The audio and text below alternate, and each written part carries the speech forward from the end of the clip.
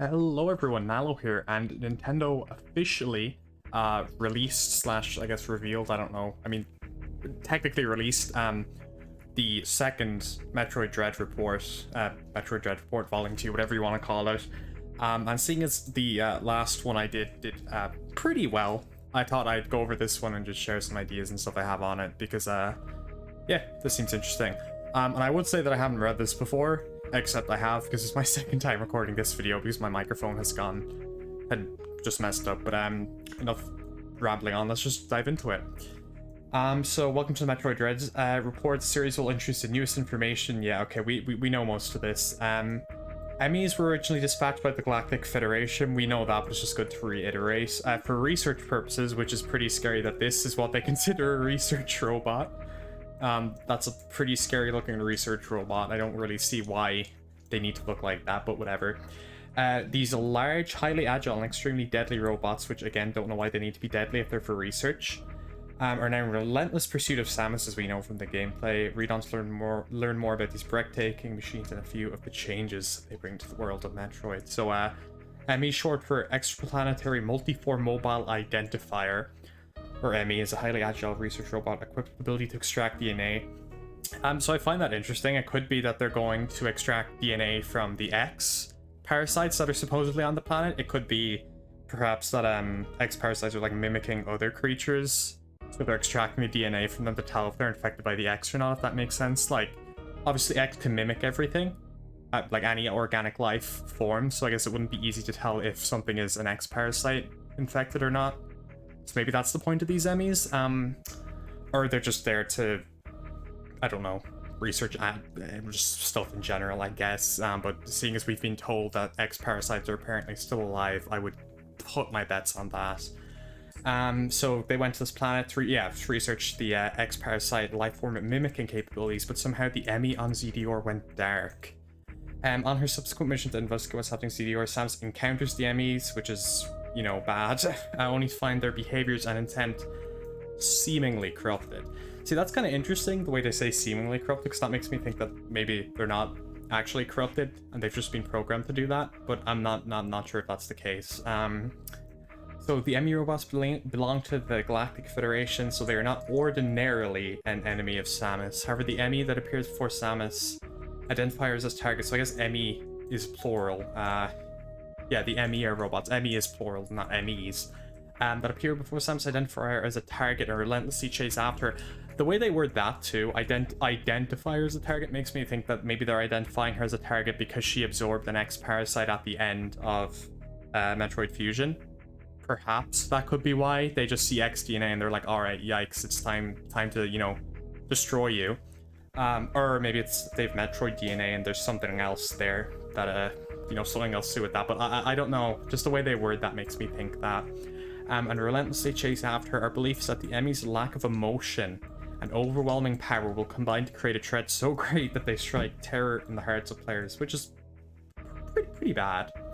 So what happens if Samus is caught? E.M.M.I roam freely within their zones, and depending on what their sensors are picking up, they are programmed to take one of 3 courses of actions indicated by the color of their light.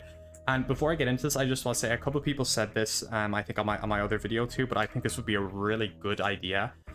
If we know that E.M.M.Is have their own zones that they're going to sort of just like roam along in, and you'll basically know when you're in E.M.M.I territory because the doors are marked. But if later in the game the E.M.M.Is just broke out of their territory, like say you're not in an E.M.M.I zone and you just start walking and you like see an E.M.M.I above you or something, that would be such a good moment. That would be amazing. I think that would be really good. That's just wishful thinking, but I think that'd be really cool.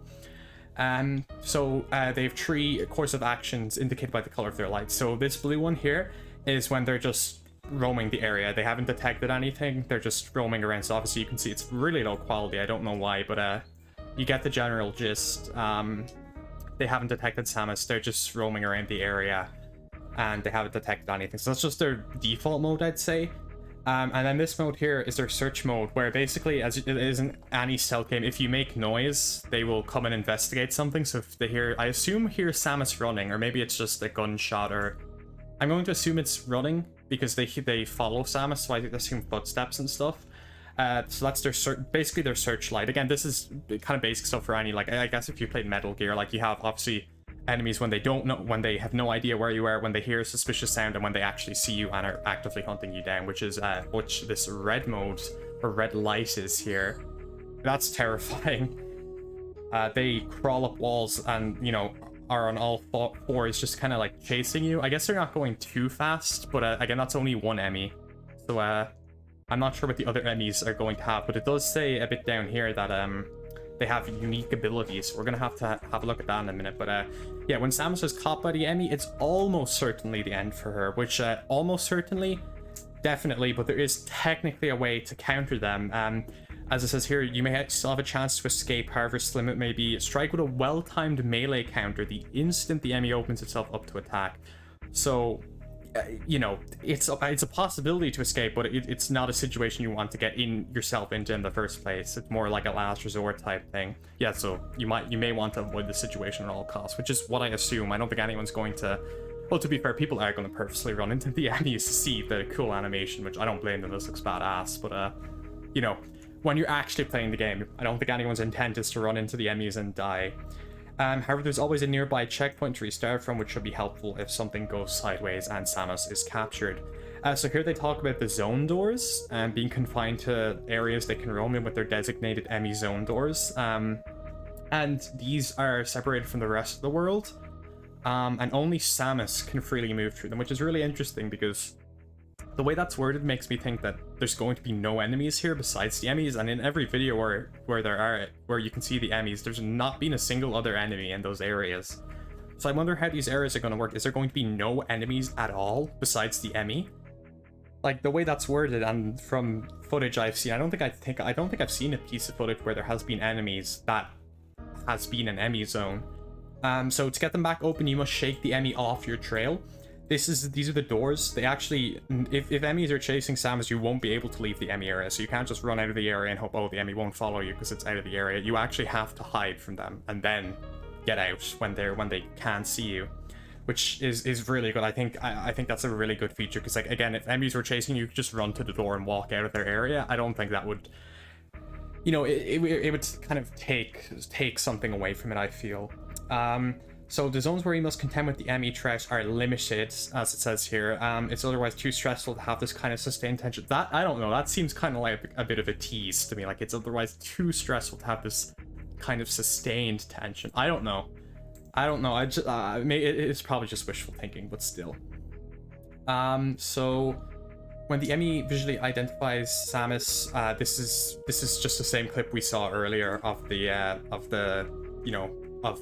Samus running away from the Emmy, but you just have to get away from them to get out of a situation or get out of an Emmy zone when you're being chased by one. So when you enter an Emmy zone, your map registers the layout of the zone. That's pretty good. So I'm not sure if map rooms are going to be a thing now. Maybe for non-Emmy zones, I don't know. And the location of the zone doors, which is helpful for making important decisions about where to go. So you can route that way, I guess, better if you have the whole map. Just remember, stay calm and check the map to get your bearings when you enter. And here they're talking about the new ability, which is a Phantom Cloak, which is really cool. I really like this ability. It's one of Samus's new Aeon abilities, which were introduced in Samus Returns, the remake of Metroid 2. And I personally liked them. I know a lot of people didn't really like them. I thought they were like inoffensive at worst, and at best they were just kind of extra fun abilities, but I feel like they're doing more of them here. Like this directly ties into the gameplay. So she uses optical camouflage to render her invisible. While this ability is active, Samus can move without causing any sound. See, that's interesting too. So she's not only invisible, she does not make a sound. She won't make any sound at all, so she's basically unable to be detected by the Emmys as far as I can tell. Unless maybe there's an Emmy that can see through this cloak later in the game. I don't know, but I doubt that. So she will go undetected by their optical sensors. And Samus can activate this ability by consuming a special type of energy called Aeon. Yeah, so if Samus walks or otherwise engages while the ability is active, she will more quickly burn through Aeon. If all of her Aeon is depleted, Samus may continue using Phantom Cloak at the cost of her energy. See, that's a really interesting, I really like that mechanic, because obviously in Samus Returns you had Aeon, and when you were out of Aeon, that was that. You didn't really have anything else, but if you see in this video here, if I play it, first of all, oh, it's in low res now. So I just refreshed the page real quick just so we could get a better view of this. And as you can see, the Phantom Cloak, one, looks really cool, but two, the fact that when you run out of energy. So we can see as Samus starts walking, the energy is is decreasing way faster. And when it's decreasing, and Samus returns, that would just stop your Aeon ability, but here you can see that it actually drains your health all the way to 1. And that sound will definitely get on our nerves, that sound of Samus being on 1 health. But yeah, that's a really cool idea. I really like that you can sort of sacrifice health. Like, obviously, if you're in a situation with an Emmy and you have, like, you know, 10 energy tanks, say, and Emmys are in insta-kill, you're obviously going to want to sacrifice some of that energy tank for the Phantom Cloak, which is a really cool ability in my opinion. So yeah, by using Phantom Cloak, you not only prevent the Emmy from detecting Samus, but also walk through doors that close when detecting humans. So it might not only be useful for Emmy areas, which is cool. You'll find this ability is useful against all enemies, not just Emmy, so you may want to consider using it to bypass others when you're low on energy. Are the Emmy invincible? So it's a really interesting part, because they mentioned this before, but the protective plating on the Emmy is made of a special material said to be the strongest stuff in the universe, not some of or one of, the strongest stuff in the universe, and can deflect Samus' standard attacks. However, by taking in the energy from the central units, the mother computers managing each Emmy zone, which I'm going to assume are the mother brain things that were seen in the last report. I'm going to assume that's what they are, but I can't say for sure. But that would be my guess. Her arm cannon temporarily powers up to become an Omega cannon, and she becomes able to fire the Omega Stream and Omega Blaster. The Emmy are vulnerable to these forces, as you can see here. That's the Omega cannon, and it burns the face off of the Emmy. This is really cool. I love this like camera angle and stuff. It literally, that's very loud, but that literally burns the face off of the Emmy. And what's interesting is the Emmy actually still moves after that, so it stands up and just walks on 2 legs. So I think you actually have to strike their core then when it's exposed to fully kill them. Even though it did say at the top that there was a broken Emmy. This is what a broken Emmy apparently looks like. So I guess it's broken, not destroyed. I don't know. So when Samus' Omega Cannon is online, hold down the L button to enter A mode, just like Samus Returns. Next, hold the Y button to unleash Omega Stream, a powerful rapid fire attack. Continuously striking the head of the Emmy with this attack will cause protective plating to overheat and shatter. So hold down the OR button while aiming with the Omega Cannon to power up a charge shot. So you can do a charge shot with this. Press the Y button after fully charging to unleash a deadly Omega Blaster attack, as you can see here. To strike the exposed core of the Emmy with this blast to defeat it, which I assume is going to be this little bit here. We can already see the green Emmy.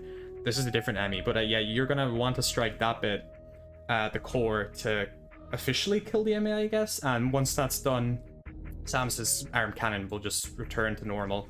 So it's sort of like a temporary power-up to defeat the boss, which is pretty cool in my opinion, but Samus can't move while charging it, which is fair. I mean, I think she would have been moving otherwise, but you'll have to overcome your fear and stand your ground to charge the Omega Blaster. I really like that, just as a kind of like nice camera angle and cutscene, and like, you know, way to... Obviously, I think we have seen another boss besides the Emmys, so I don't think these Emmys are going to be traditional bosses. They're more so going to be things you run from until you're able to take them down, and it won't be too much of a challenge to take them down when you get to the point that you can. I think, anyway. Maybe that'll just be the first 2. Maybe the next few will actually, you know, defend themselves and, you know, do stuff like that. But there's actually 7 Emmys. I know this. It's shown in the cover art down here. We see 1, 2, 3, 4, 5, 6, 7, which actually kind of all look similar. So they're different colors, I know, as we saw the green one up here, and there's the white one here. So I'm wondering if they're all just going to be different colors. But it shows several Emmys, including 2 models that differ in color. So this white and green one here, which is yellow when it's running, as well as a broken one, which would be this one, which I'm going to assume is the white one but broken, or maybe there's like a grayish Emmy, I don't know. So however, this illustration shows 7 shadows of Emmy, so it seems there are more Emmys, at least 7. I wouldn't say there's more than 7, I don't know, but I would say roughly 7. So each of the Emmy have different abilities. What kind of abilities, you may ask? Why the Emmy hold countless mysteries. So I think that they're definitely going to have unique abilities. As far as what they could be, I don't know. Maybe some can track over the Phantom Cloaks. Maybe some can see through walls. Maybe some can teleport. I don't know. I'm just completely spitballing here. Maybe some are, I don't know, faster than others. Maybe some are slow but can, like, float, fly, whatever. I'm not 100% sure. These are all just random spitball ideas. But in the next Metroid Dread report, 7 keywords that define Metroids. Please look for it soon. I wonder what that's going to talk about, because we haven't actually talked about Metroids. There's been no talk of actual Metroids in Metroid Dread at all so far. But like I said, if you have any theories or anything, please leave them down in the comments. I've actually recently been playing through the whole Metroid series. I currently just beat Super Metroid today, actually on my Twitch channel, which I'm going to shamelessly plug. Here it is. I'm going to leave a link to it in the description below if you want to go take a look at that. Tomorrow, I'm hopefully going to be streaming Metroid Fusion just to finish off the series and get to a point where, you know, I'm caught up with everything, caught up with everything, I should say, as I've already played the games, and ready to play Dread when it comes out. So if you wanna come stream and talk about Metroid and share some theories and stuff, I will leave the link in the description. And besides that, if you have any ideas on what I said here, please leave them down in the comments below. And that's about all for this video, and I'll see you hopefully in the next report. If it's interesting, I might do a video on that one too. So that's about it. Thanks for watching. Ciao.